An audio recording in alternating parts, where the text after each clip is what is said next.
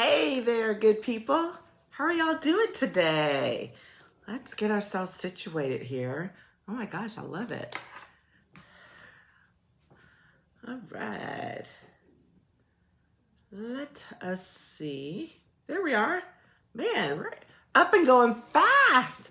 I hope everyone is staying warm. It is so cold. We are not used to this weather here in Central Texas, okay? So for those of you who are not in Texas right now and don't realize that the fact that the entire state of Texas is below freezing right now. I just heard that a little while ago. It is nuts. There's like 4 to 6 inches of snow outside my front door with snowdrifts, like legit snowdrifts. So we're pretty much all on lockdown here, and it's just a little nuts. It is just a little nuts. I'm totally not used to it. The kids are out playing, in the snow, and I have teenagers. So you hear thumping, that's what's going on. They're coming in and out from that, I don't know, whatever, 15-degree weather that it is. They're going to be super cold in a minute. I'm cold right now, and I'm just sitting here. All right. So for those of you who are joining for the first time, welcome. My name is Patricia Hayes. I am an executive advisor, career empowerment coach, and authentic networking strategist. And I am super excited to be with you today. We are here for Coffee Time Career Chat. I love it. Coffee Time started almost a year ago now to help get us through this pandemic, and we are still going strong. Twice a week on Mondays live, and on Wednesdays we do recorded, and Wednesdays this is a special treat because it is explicitly focused on networking strategies, techniques, just conversations about leveraging your professional relationships so that you can grow exponentially in your career and your business ventures. So that is what we do. Today, we are here to talk about, what are we talking about today? Taking care of yourself matters. That's what we're talking about today. So here's the thing. This month, we've been talking about self-care and self-sabotage, kind of floating between the two, and talking about it in the context of your professional relationships, not just your professional relationship, but your professional career, your growth, those things that that you clearly are concerned about and that you want to make sure that you are keeping track of and doing hopefully well as you move along your way. As I always remind folks, this whole thing is a journey. It's not an end destination. The longer you live, the more you recognize that and the more you realize that. And I can say that for sure. But you're supposed to enjoy the journey. And there may be some rough spots and patches along the way. But the thing is also to learn from those experiences so that you can better the rest of your journey. And so one of those things that's clear is that you have to take care of yourself. I have learned several of these lessons the hard way. So we're going to talk about them today in the context of trying to help you either to get through them or to make sure that you can bypass or at least minimize some of them if you possibly can. So here's first thing. If you are a working professional in particular, a lot of people, not just professionals, but in particular, if you're a working person, we are generally notorious for not taking good care of ourselves, right?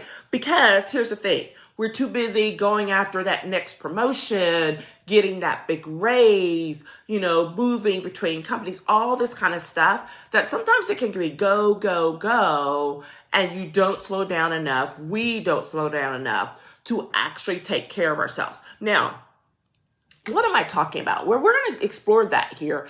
The deal is, though, right now, hey, Janet, is that I'm talking about more than bubble baths and massage. Now, don't get me wrong. I am all for a good bubble bath, okay? But I'm also going to show you how a good bubble bath can be ruined, okay? Because you're not setting proper boundaries. I'm all for a great massage. but it doesn't do any good if you don't do it regularly and make it a part of a self-care routine and remember why you're doing it. It's not just for the sake of the massage. So those are all tactics. They're not the strategy that's focusing on what it is you're supposed to be really getting to. And that's what we're going to talk about here today. Not just the tactics. I'm going to give you a list of tactics on the back end, but I'm talking about the strategies and the what fors and whys and why it's important for us to take good care of ourselves, in our professional and personal lives. So first thing, mindset. Yeah, I know you're tired of hearing me talk about it. Whatever, it's going to happen. It's going to happen even more because I have a new mindset coach and they are kicking my butt already. The whole team, love them to death. They are the greatest, sweetest power, kicking women, but they are not playing. And so I'm already getting it on the mindset piece. And here's what I have for you. It is so important to make sure that we set boundaries, okay? Boundaries about our space, and the mindset piece and the emotional piece are going to kind of meld together a little bit. So forgive me there. But definitely from the perspective of how we approach things and how we think about things and how we let other people influence how we think about things, okay? That's what we really want to talk about here. Whether it's family, whether it's friends, whether it's your work colleagues, the people you volunteer with, here's how they can really drain on you, on your mindset and abusing boundaries or crossing over boundaries, right? Which is the person who's always asking for help and then kind of guilt tripping you if you don't give it to them, right? Not because they're incapable of doing it. There may be a legit reason every once in a while, but most of the time it's just they don't feel like doing it. Or, oh, you're so much better. The hidden flattery thing. You're so much better at it. You can do it so much faster. Okay? I'm sure we've all heard those. Then we've got the folks, and again, all of this applies to everybody. Family, friends, work colleagues, just take your pick, because I'm sure we've heard one version of this from everyone in one of those groups, okay? Also, folks who are constantly dumping their problems on you, they're not really looking for a solution. I learned years ago that dumping is a clinical term. That just boggled my mind. I was like, really? They're like, yeah, it's this thing where people are legitimately just talking about their issue, complaining about it, have no intention whatsoever of doing anything about it or taking any real action. So they're just dumping it out. And if you're there, you're getting dumped on. Okay? What is that doing to your mindset? How is that affecting whether, what it is you're doing and how you're approaching a situation, how you're approaching dealing with that person when they're always dumping up, okay? What about those folks who are, oh my God, always creating drama? There's something dramatic in if we pick up this pen, there's something dramatic in that moment, right? There are those people. We all know them.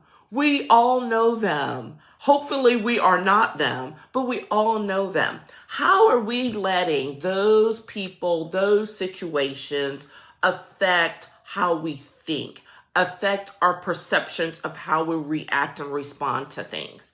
Okay?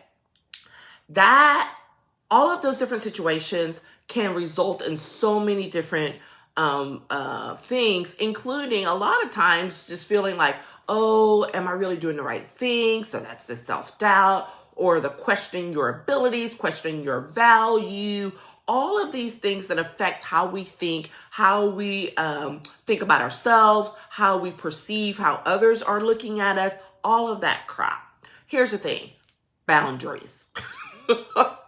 At some point in time, if we want to live healthy lives, we have to start setting boundaries. We have to set boundaries around the person who's always asking for help, always asking for one thing or another, right? Of not answering that phone call for the 5th time today.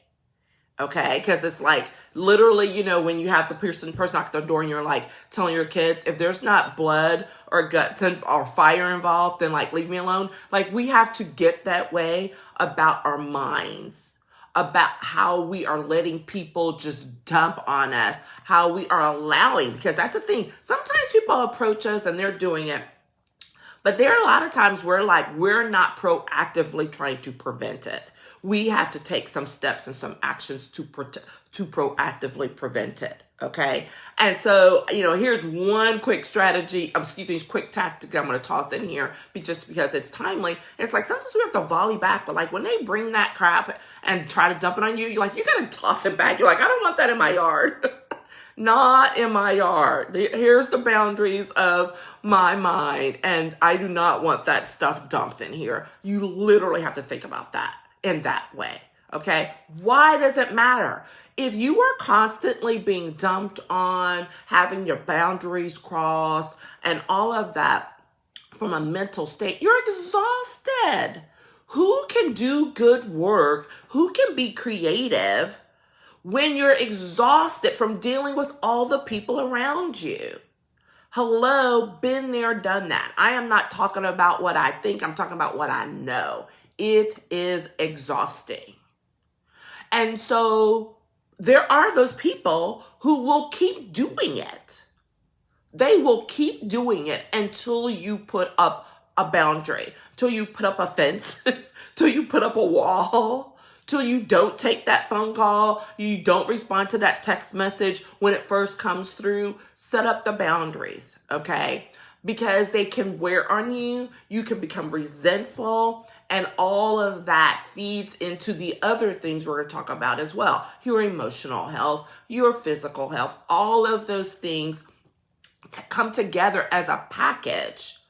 But I used to tell someone years ago about like how, mental work is more exhausting than physical. And I took, I think it was my husband, but he took offense at that, right? It was like, why do you say that? Let me explain something to you. You can be physically exhausted, but still fresh in your mind. So you might be physically tired, but your mind can still kind of go. But if you are mentally exhausted, like it just feeds through your whole body. And it's like, I'm done. Okay. So you got to protect right up here. You got to protect it, because all of that energy, that if you're getting bad energy, guess what? It's sucking up and coming right in your brain, and you're going to put it out. And that is not what you want. You don't want to be putting out somebody else's bad energy. Because I'm like, if you're like me, I got enough of my own to put out. It's that old saying, it's like, I can do bad all by myself. I do not need help from someone else. Okay. So it's kind of that same thing. And I'm joking a little bit here, but I'm very serious about setting up the boundaries. They are so important for our professional and personal growth, because they are intertwined. Okay. If you do not keep a strong outlook on making sure that you're protecting your self-worth, your self-values, and all of those perceptions and realities and all of that, then it's going to be harmful to you in the long run. And you're not going to get where you want to be, and you're going to be confused about why. Okay, so we got to make sure we set up those boundaries. So sliding right into the second one, which is emotionally. So much tied together, right? Very draining when someone's like, especially we're experiencing something that's draining on playing on our emotions all the time. Again, those drama situations, those stressful situations, right? That play with our emotions, that keep us in crisis mode, all right? All of those things that we have to recognize for what they are and how they are not helpful to us having a good sense of self-care. Okay, so this is about recognizing these things, recognizing these situations that drain us emotionally, right? That we're just like, oh my God, I'm so tired. I'm like, we know those people, right? We know those people. We hope we aren't those people. But if we are, that like you start recognizing this in yourself, because what you don't want to do is be a drain on someone else, right? You don't want others draining on you. You don't want to be a drain on someone else. So recognizing and looking at those times when you're like, I need to take a step back. Either because I'm, dumping emotionally or just like all over the place and just like, just letting it go on someone else, or if someone else is doing that for us. Again, if this is an accountability partner or someone we're talking to, that's different. I'm not talking about that. I'm talking about that thing where you're like, oh my God, is this going to end? Or, oh crap, I really have time. I mean, you know what you start doing when you have someone who's just like draining and taking all of your energy out of you. Okay? Can't have it. Again, we're talking about starting to set those boundaries, recognizing the situations that create that, the people that create that, and then start setting boundaries about what those look like and how far you let them in. And it doesn't have to be, people are like, oh, I cut them off, whatever. Well, sometimes it, calls for drastic measures, and sometimes that's appropriate. But most of the time it's not that. Most of the time it's just telling someone no. Remember that no is a complete sentence. It doesn't, no, because you don't owe people an explanation. It is a complete sentence. And particularly we as women are horrible about remembering that. We kind of think like we have to explain ourselves, and we don't. All right. Now, and if you choose to, that's up to you. All right. So we've got the mindset issues, we've got the emotional issues, and oh my gosh, the fun times, the physical, right? When we let our health go, when we have poor eating habits, we're not sleeping well, we're not listening to our bodies. And what does that do? You can't function at your best. Okay? I have a teenage boy. They could just run and go, whatever. But I'm trying to remind him, I'm like, even as an athlete, like, you have to put good fuel in your body if you want to be able to perform well, just like you do with your car, right? So whether you're an athlete or not, like, we have to put the good fuel in our bodies, food-wise, by sleeping, getting enough sleep, making sure that we get some exercise. It may be a little hard in 50-degree weather, but I'm sure there's some kind of stretching thing we can do, right? I'm saying all this because I've always been this up and down, because literally throughout my 20s and all of that. I was an athlete when I was young. Throughout my 20s, I could just kind of pretty much do what I needed to do. I will, take an aerobics class. I'll take whatever other kind of class here or there. And in my 30s, I kind of got into the yoga thing, and I would do that sporadically. And then here we are. Now, in the 50s, I'm just like, things are going on, trying to run a business, trying to keep everybody sane in a house, when we're in the middle of a stinking pandemic. And I'm just like, oh my God, I need out. Right? And we're maybe less motivated to get outside to do things, especially on a super cold day.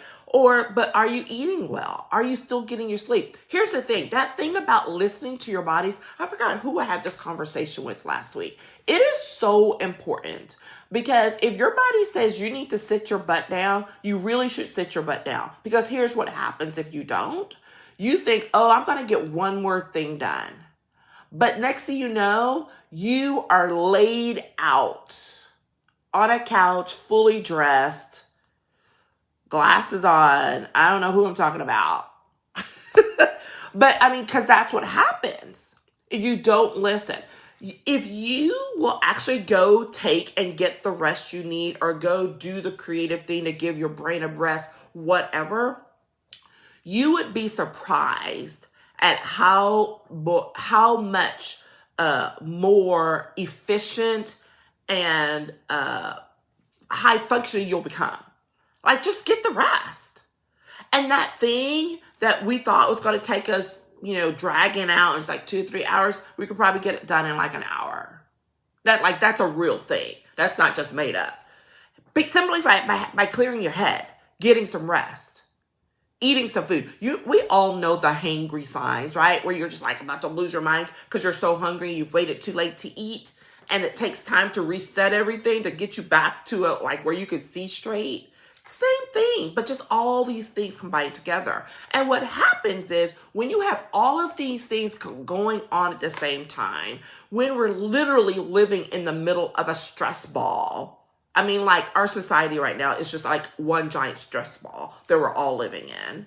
Okay. And you have all of those things going on. You have to set your own boundaries for your mental capacity, for your emotional capacity, for your physical capacity, if you still want to be able to move forward and to get the new job, get the promotion, get assigned to that great new project. Because guess what? Just because we're living in the middle of a stress ball society does not mean that our goals and dreams have gone away. They have not. No one is traveling right now, but you better believe I still have plans of going to Italy someday.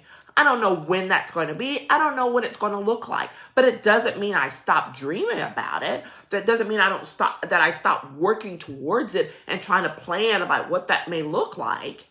Okay? But I can't dream and set those goals if I'm exhausted. You get, all muddled in the brain. You have no motivation. You get a bad attitude. All right. So this is why self-care matters. Because if you want to perform, because that's really what you're trying to do. Like, oh, I want the next job. No, you're trying to perform at a higher level. You are trying to pursue a new set of goals. Okay. Those all equal to professional performance. You're trying to do something. You're trying to get better. Okay, you're trying to get to another level. You want to be able to perform at your best. And when we don't take care of ourselves, we cannot perform at our best. I mean, it's just bottom line. It's a journey. Trust you me. Because there are days like I'm on it, I'm rolling, I'm good, I've got enough steps in, I've eaten, I planned the meals for the days, I'm good. And then the wheels come off. I look up, it's 4, I haven't eaten lunch. I have been sitting in a chair in front of a video for like hours on end. I mean, like, everything wrong, I would have done it. And that's when you have to be like, I got to get back on. I got to get back on it. Stop what you're doing. Go eat. Go take a walk around the house. Right?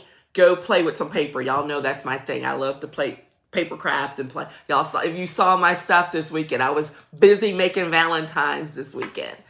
All right? All of those things are what feeds our soul, not just mental and emotional, but physically, all of it. Get up, move around, okay? Engage with someone else. Even if you have to pick up the phone to call somebody, do it. Those are all kinds of things that we need in order to take better care of ourselves. Not living, and this is definitely a part of the emotional and the self-care, because it's happening so much where, people are isolating themselves, and that's not healthy. It's not healthy. It's not good for us. All right. So that means you have to take a step to do something to get out of something that's not healthy for you, to be more proactive in it. If you want to perform at the highest level, I have crazy big dreams for this year. Okay. I've got some goals. I got some things I need to do. And I know I can tell you right now where I've fallen off the train. Like I am off track and I'm like, ugh. And it's so easy because, hello, perfectionist Patty here. It is so easy to beat myself up. But guess what's not so? It is better, because that's the easy way out, beating yourself up and then not doing anything. But it's better to get back on it and be like, okay, what's that one thing I can do right now? What can I do to move this forward, to move this needle forward? Okay? And that's what we're going to talk about. All right. Now, I promised you some strategies. Here are some strategies. Some of these are not going to be surprises. They're not new. But in the context of self-care, and applying them to whether you're building up your mindset, whether you're taking care of your emotional health, whether you're taking care of your physical health, your spiritual health. I mean, like, we could go on, okay? But here are some strategies. Number one, journaling. Y'all know I'm a huge fan of journals. I have my own collection. Here's one here. I don't even remember what this one's for, but here's one here. I have tons of them. I have a business journal. I have one for personal. I have my 5-minute journal for, collecting my thoughts for gratitude and all of that early in the day.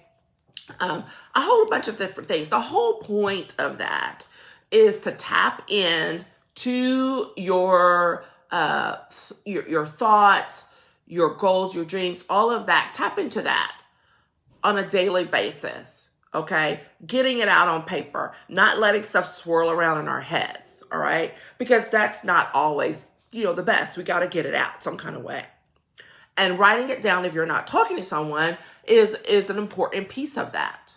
Even if it's jotting down just, the 5 ideas you had for a new project. It doesn't mean you have to sit there and write out the whole thing or do whatever, because that's an easy way out of being like, oh, I don't have time to do all of that. You do have time to write down 5 things, right? Because guess what? It's your experience. You can come back to it and finish it out. You can flesh it out over time. So you have that time. Accountability partners are amazing.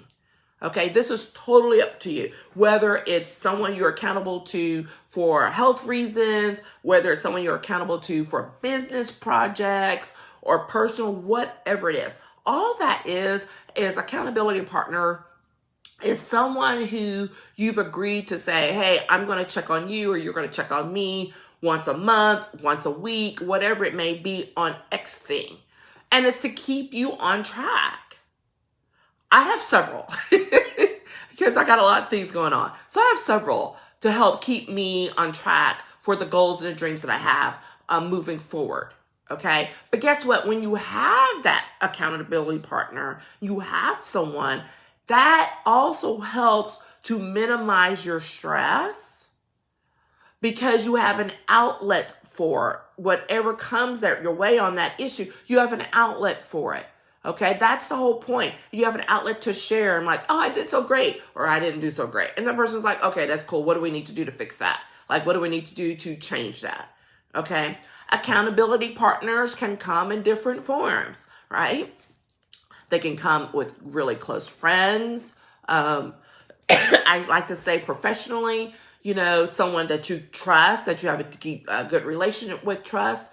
They can come in the form of coaches. Right? You're paying someone to be accountable to. It's not a bad idea. Sometimes that's what we have to do. You have, therapy. That's accountability on a whole different level, right? If you're having a lot of emotional or mental issues that go beyond just like, hey, let's chit chat about this and talking something through, and you need professional help, then go get the stinking professional help. There's so much access to it, and there's no reason for any of us to suffer in silence. Okay, so go get that help. All right, as we continue, and I know so many folks who are working in that area, working to destigmatize it, but also just recognizing, we all can use that. Okay. Another strategy I actually already talked about a little bit, setting some strong boundaries. This is a thing, y'all. Telling people no. Saying, you know what, thank you so much for that opportunity, but I'm not available for that right now. How can I help you find someone who can meet that need for you? Man, isn't that a fantastic sentence? Okay. Setting those boundaries. I'm going to tell you one of... Oh my gosh. Okay, so we were talking about these de-stress tactics, right? Which I label those like the massages, the baths, the quiet times. Quiet time is a good thing. It's a real thing, right?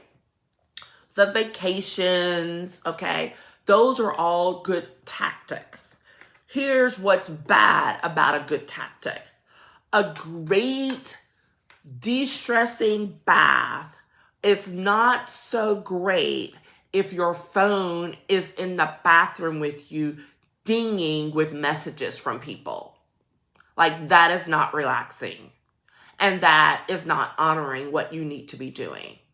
Do you see how you can that could go off track real fast? Same thing, whether it's your quiet time or whatever. Okay, so here's the thing, and I'm just going to own it. I'm like, I've done that because, our phones are everything. So I'm like, okay, I'm going to listen to music on my phone, right? I'm going to listen to music, because my music is on my phone. And then ding, and it's like, oh, well, right before I get in the shower or right before I'm going to, let me respond. No, either leave the phone outside or turn off the notifications because this is your time. You have to take good care of yourself. You have to set the boundaries for when you're going to allow people to, enter the fence line. All right. And sometimes it's as simple as that. And I had to start doing that. I'd either deliberately leave my phone downstairs in the office somewhere else so I could go, take a bath or a shower in peace. Right? Because literally there's not really that much that's that urgent right now. And even those things that are, they can wait that 15, 20, 30 minutes. It can wait. Okay? Take advantage of that. Vacations. This is another thing that has not been a strong suit of mine, especially in recent times, because running a business, got to do this, got to do that. And then right now, hello, who's going anywhere? But you have to figure out what that looks like. Make the plans for it because, planning vacations and going on vacation, that is a part of my self-care routine. I forgot who I learned that from this in recent months, but literally, I think it's my business coach. Literally, planning vacations, it needs to be a part of your self-care routine, especially if you work for yourself or especially if you're taking care of other people. You have to plan that time to get away so that you can rejuvenate and revitalize yourself. Have that away time. It may not be a lot at first. It may be a day at the spa. It may be a weekend at a cabin. Right? Until we can get up to, whatever these days and weeks ahead apart. I mean, there are folks who've been able to pull it off. More power to you. Congratulations. It's all a little tricky these days, traveling in the middle of a pandemic. So that's not one of those things that's great high on my comfort levels for a number of personal reasons. However, I will be doing something. All right? Because I'm making it a part of my self-care routine. So when you remember why you're doing something and that it's not just for the feel good, say, oh yeah, I have this great massage, whatever, but it's literally to revitalize, to rejuvenate, to get your head back straight, right? To get your body back. Why does all this matter? Because you want to be able to perform at your best as you are going for those goals, as you are going for those dreams. That's why you do that, right? Doing it, taking a vacation for rejuvenation and revitalization is different than taking a vacation for pleasure. Going to the spa for fun with your girls is different than going to the spa or getting massages for rejuvenation. So don't get it twisted. I am not one to down either. I'm for it all. But recognize when you are doing something because you need to build yourself up so that you can perform better and not just so that it's fun. Because sometimes you know how it is. Remember when we were coming and going on vacations and things like that, and you come back from vacation ready to go back to work because you were tired. It was like, you were not supposed to come back from vacation tired because you tried to do too many things or whatever, and you were playing really hard. Okay? So remember that. Think about those things and why you're doing them so that you can set the expectations, right? If you're going to go to the spa for a day and you're not inviting your friends and someone gets upset, and you're like, don't take it personally. This ain't got nothing to do with you. This is all about the fact that I need to pull myself together, so I need to get away by myself. All right? So, and that's setting a boundary. That's another example of setting a boundary. Okay? All right. I think that's it. So I want you to think about that this week. We're talking about, how taking care of yourself matters, why it matters, all of the things we need to do to take into consideration, and then how we can apply it by remembering our why. That's really what it gets down to. Remember your why so that you can get to the goals and the dreams that you have set for yourself, and you can be there like fully energized, ready to go, ready to like lay some power punches. Okay? That is it. So don't forget to check in with Coffee Time Career Chat on Wednesday, where we're going to be doing Authentic Networking Edition. Super excited about that as always. And also, if you or someone you know is looking to get some coaching done, we can we can set up a time to strategically talk about it. I still have room on my calendar for this quarter. You're welcome, Janet, for some VIP intensives. So if you want to talk about that and what that might look like, we can have a chat as well. And don't forget to share this out with those around you, so that we can share the love on how to make sure that we can all perform at our best in this new year. All right. Thanks, everyone. Have a safe and warm week as much as possible. Okay. Take care. Bye-bye.